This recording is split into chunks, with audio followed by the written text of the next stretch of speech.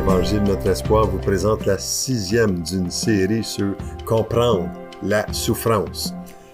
Je te dis encore, je vais te le répéter dans cette série, la souffrance peut être un tremplin pour une guérison émotionnelle, physique et spirituelle. Et je sais de quoi je parle. J'en ai parlé la semaine dernière en particulier. Puis quand nous savons que Dieu permet la souffrance et que la souffrance n'est pas un but en soi, mais un processus utile nécessaire afin de connaître l'amour que Dieu a pour nous. C'est grandiose ce que je vous partage. Vous n'entendrez pas ça souvent, mais Dieu a tout le temps qu'il veut pour nous parler et il veut nous parler. Il désire que nous nous approchions de lui dans les moments de souffrance.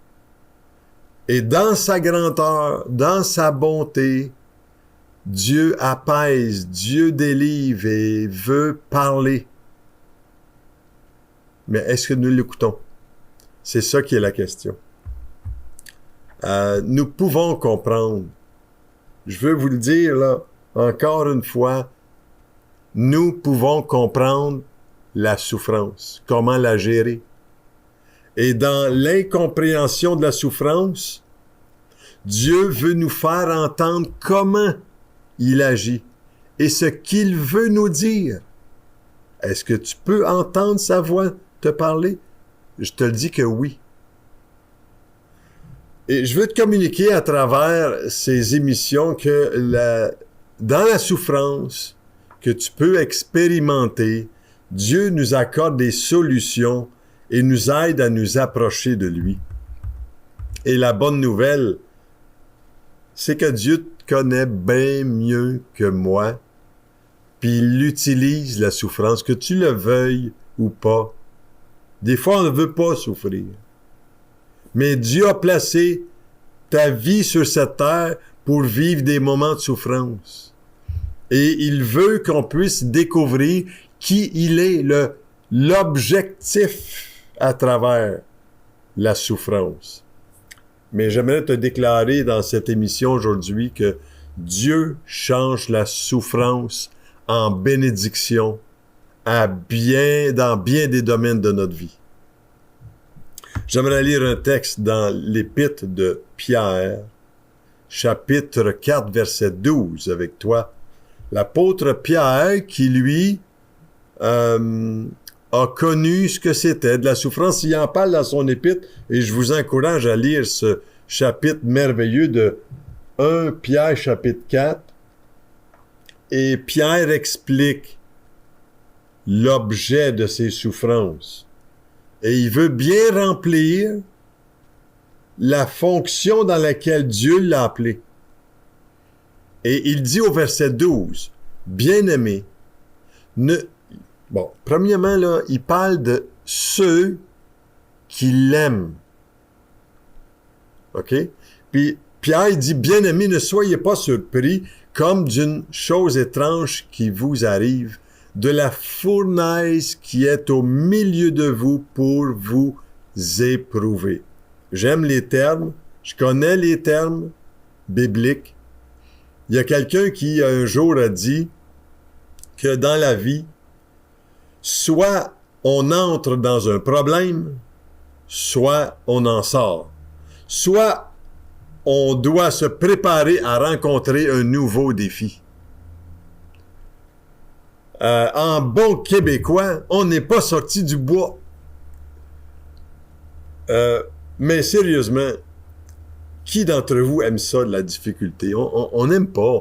On veut que tout soit bien facile dans la vie, mais c'est pas la réalité. La souffrance fait partie de la vie. Les personnes autour de nous font partie de notre vie. Et il y a certaines difficultés qu'on ne comprend pas la plupart du temps. On les comprend pas tout de suite. la majorité du temps. Pour d'autres, ça sera seulement au ciel qu'on va vraiment comprendre le pourquoi de tous ces objectifs de souffrance ici-bas sur terre. Mais dans la grande majorité des temps de souffrance ici-bas, il y a, pour toi et moi, une leçon à apprendre. Et la Bible nous enseigne clairement sur les épreuves qui font partie de la vie. Pour Dieu, elles ne sont jamais perdues, ces épreuves. Mais il y a un but que Dieu vise dans notre vie que nous devons écouter. C'est pas là par hasard, les épreuves. Il n'y a aucune épreuve qui est par hasard dans notre vie, mais voulue dans un objectif bien clair, un moyen que Dieu veut nous accorder pour être transformé dans notre vie. Dans 2 Corinthiens chapitre 4, verset 17, ça nous dit « Oui, nos souffrances actuelles sont légères et durent peu de temps. Mais elles nous préparent une gloire extraordinaire.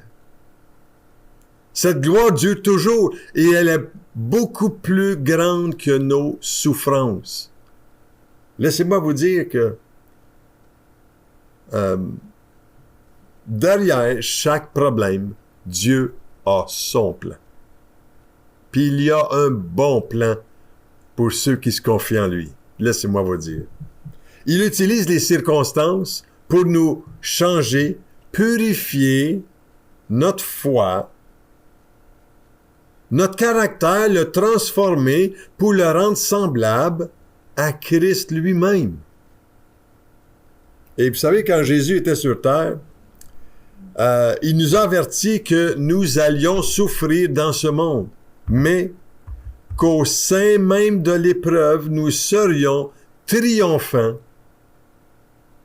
par lui. Et quand je dis par lui, c'est à travers notre relation avec lui. Quand on sait qui est Jésus pour notre vie, ce qu'il a souffert pour notre vie, pour nous rendre libres, bien souvent dans l'âme. Dans Jean chapitre 16, verset 33, il nous est dit « Je vous ai dit ces choses afin que vous ayez la paix en moi. Vous aurez des tribulations dans le monde, mais prenez courage. J'ai vaincu le monde, dit Jésus. » Imaginez-vous quelle déclaration. Quand il a dit ça, quand on vit des moments difficiles, lorsque tout va mal, lorsque les épreuves font violence dans notre vie, peut-être qu'elles durent depuis un certain temps. Et peut-être que tu peux être fatigué parce que ça dure trop longtemps. Moi, je te dirais, lâche pas. De déposer aux pieds du Seigneur tes soucis, tes fardeaux, tes souffrances. Je veux t'encourager à ne pas capituler et à t'emporter par toutes sortes d'émotions, mais d'avoir tes yeux fixés sur celui qui peut toutes choses. Parce qu'il pourrait bien y avoir derrière ces coups difficiles en coulisses, Dieu qui prépare ton plus grand miracle à vie.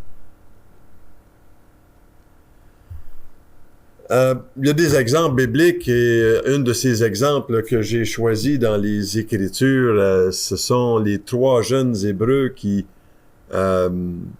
méritaient pas, dans l'Ancien Testament, dans le livre de Daniel, Shadrach, Meshach et Abed-Négo, qui étaient sous la gouverne du roi Nebuchadnezzar. Et le roi Nebuchadnezzar avait demandé que tous les sujets de son royaume se prosternent devant la statue d'or qu'il avait fait ériger en son honneur. Et les 3 jeunes Hébreux ont été fidèles à Dieu plutôt que au Dieu de Nebuchadnezzar. Et leur crime, c'était qu'ils sont restés fermes dans leur intégrité. Et ils ont refusé de se prosterner devant la statue du roi. Et avant d'être jetés dans une fournaise qu'on appelle la fournaise ardente de feu, ils ont dit une déclaration assez surprenante, vraiment remplie de foi. Et c'est celle-ci, cette déclaration, dans Daniel chapitre 3, versets 17 et 18, qui dit « Notre Dieu, celui que nous servons, est capable de nous délivrer de cette fournaise et de ton pouvoir, et il nous délivrera au roi. Et même s'il ne le fait pas, nous ne servirons pas tes dieux et nous n'adorerons pas la statue d'or. » Et à ces déclarations, ils ont chauffé la fournaise 7 fois plus fort. Même que ceux qui ont chauffé la fournaise en sont décédés. Mais eux n'ont pas paniqué devant cet édit du roi. Ils n'ont pas eu un mouvement de recul pour penser à considérer, peut-être à renier le Dieu de toute éternité, mais avec leur déclaration, ils ont été projetés dans la fournaise. Et Dieu, vous savez, dans cette situation-là, j'aimerais que vous dites, Dieu aime changer le mal que l'on nous fait en une bénédiction. Il renverse la mort qui était déclarée pour ces 3 personnes-là en la vie. Les douleurs qu'il devait y avoir dans le feu, ils n'ont ressenti aucune. Dieu a changé l'épreuve en une bénédiction et en une promotion pour eux. Et voici qu'ils sont au milieu de cette fournaise où il y a 3 hommes, mais un 4e personnage qui est apparu soudainement, qui se déplaçait tranquillement dans la fournaise. Et le visage du 4e rayonnait puissamment et ressemblait à celui d'un fils de Dieu. Wow! Vous savez, Dieu ne t'évitera pas toujours les épreuves dans la vie. Il peut, certainement. Mais il va, à travers cette épreuve, nous donner la possibilité d'une croissance, d'un renouvellement spirituel, afin que nos muscles de la foi puissent être plus forts encore. Mais c'est là, vous savez, ces 3 personnages dans la chambre de la souffrance, que la gloire de la présence de Dieu a agi, a rayonné. Et vous savez, c'est dur. C'est dur de passer par l'épreuve parfois. Des fois, on peut être déçu des gens autour de nous. Que ça ne répond pas comme on aimerait que ça réponde. Mais j'aimerais t'encourager à continuer. À faire confiance au Seigneur et même, je te dirais, à l'adorer. Parce que lui, il est celui qui est venu dans la personne de Jésus. Il a pris sur ses épaules nos souffrances, afin qu'on n'ait plus à les subir, mais à trouver une solution à travers la souffrance. Parce que notre espoir n'est pas dans ce que nous vivons ici-bas, mais dans celui qui nous accorde de vivre ici-bas. Et ça, c'est merveilleux. Il est celui qui transforme nos épreuves en bénédiction.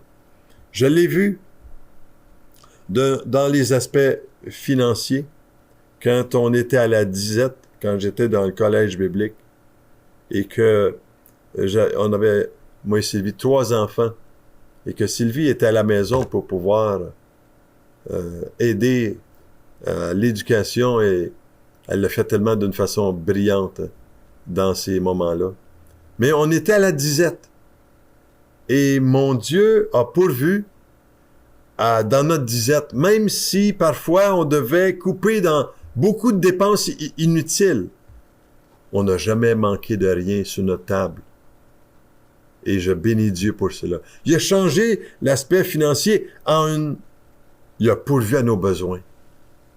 Il a changé la maladie de nos enfants aujourd'hui dans une guérison physique, émotionnelle et spirituelle. Et aujourd'hui, ils sont en plein épanouissement dans ce qu'ils entreprennent dans la vie, avec leurs enfants.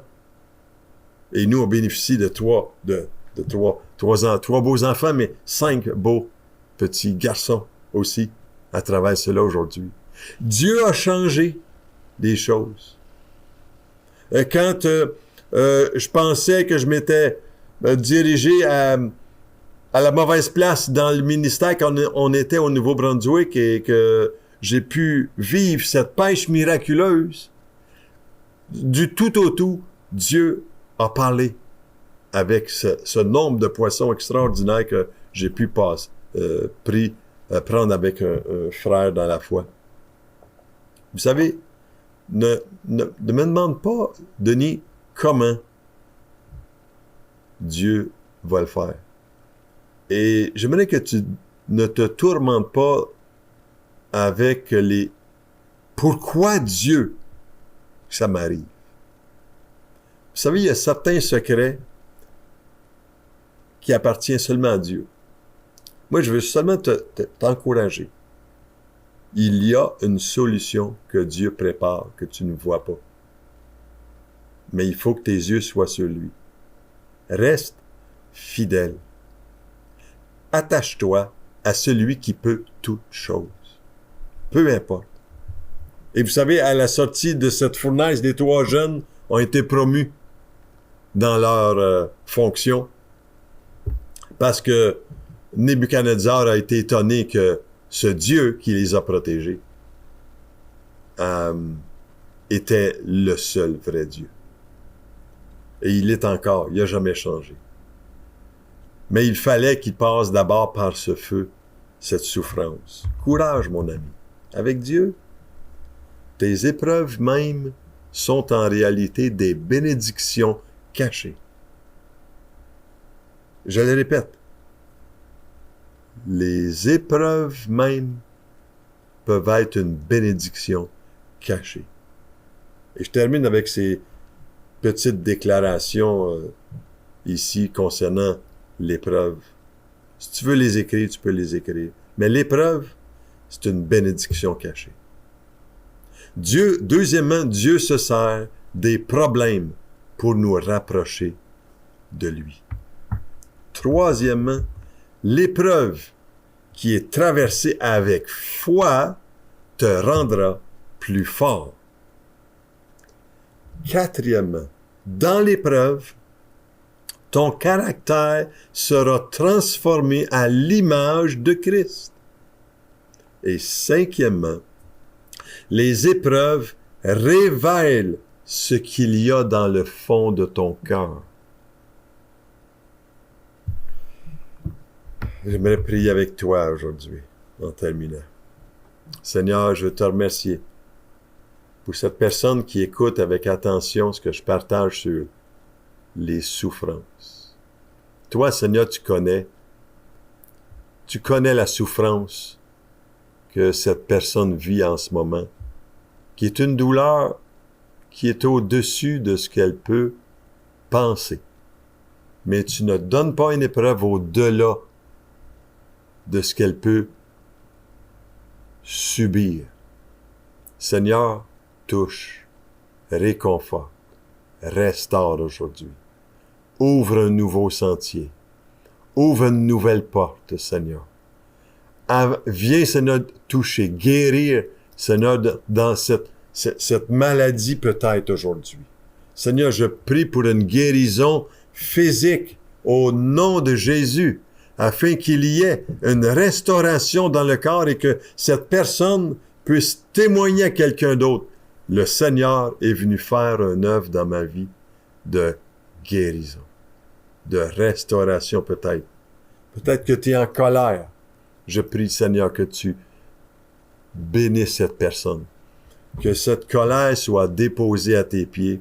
En te demandant pardon, Seigneur,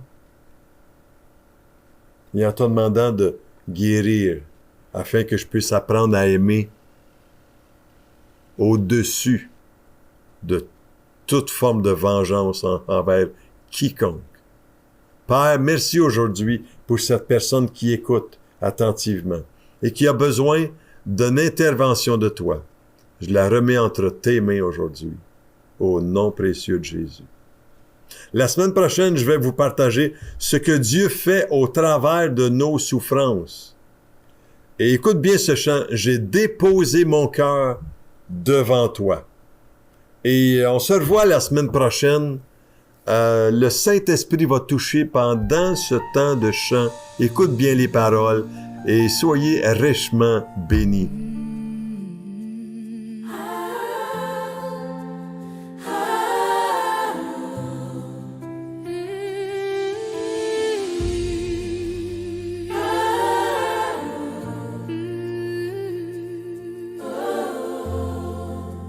À ceux qui souffrent en silence, à toi, oui toi qui écoutes ces mots, à toi qui souffres en silence, qui sourit pour ne pas inquiéter les autres, mais dont le cœur crie à l'intérieur, à toi qui avances chaque jour en cachant tes blessures. À toi qui prie encore, même quand le ciel semble fermé. Ce chant est dédié, parce qu'il arrive un moment où le cœur n'en peut plus de tout garder, où les mots ne suffisent plus, et où seules les larmes deviennent prières. Ce chant est une invitation à déposer ton fardeau, à ouvrir ton âme, à épancher ton cœur devant Dieu, comme cette femme brisée qui n'avait plus de mots, mais dont les pleurs ont touché le ciel. Alors à travers ces paroles, que ton cœur trouve la paix, que ton âme trouve le repos, et que la présence de Dieu t'enveloppe là où tu es, car même dans le silence, Dieu t'écoute. Et c'est là, à genoux, que j'ai déposé mon cœur devant toi, à genoux, et mes larmes parlaient à ma place, à genoux. J'ai fermé les yeux cherchant ta présence au milieu de ma peine qui s'efface. On m'a jugé sans me comprendre, mais toi, Seigneur, tu sais tout de moi. C'est la douleur trop lourde à défendre qui m'a poussé jusqu'à toi. J'ai déposé mon cœur devant toi, comme on dépose un souffle là. Tu as vu mes pleurs sans un mot, et tu m'as relevé tout en douceur. J'ai déposé mon cœur devant toi, dans le secret de ma foi, et dans le creux de mes blessures. Tu as semé la paix, la vie, l'azur.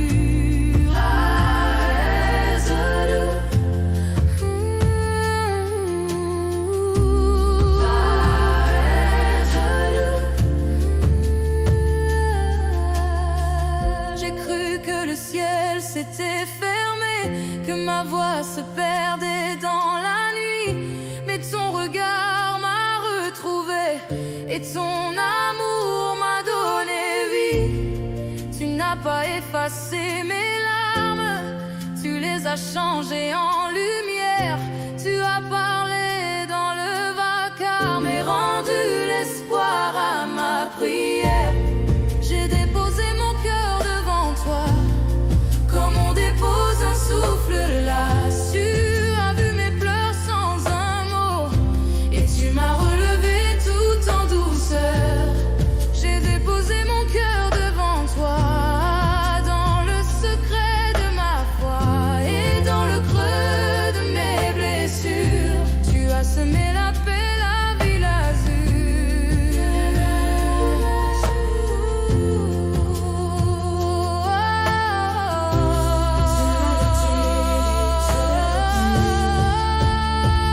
Quand mes forces taisent, tu entends ce que je ne dis pas.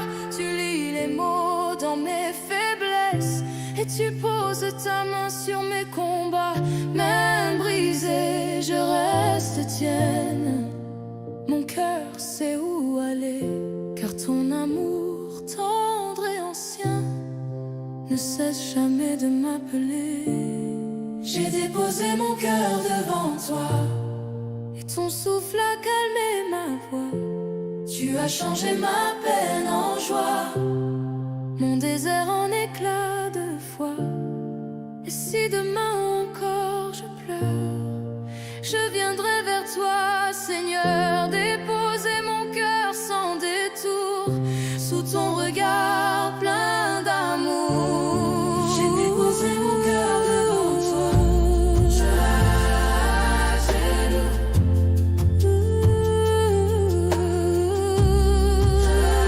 À genoux.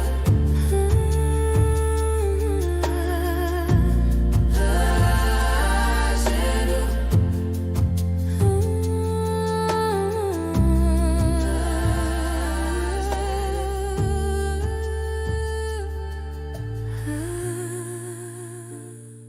Ce n'était pas de la colère, c'était juste mon âme qui criait vers toi. Et tu as écouté jusqu'au fond de mon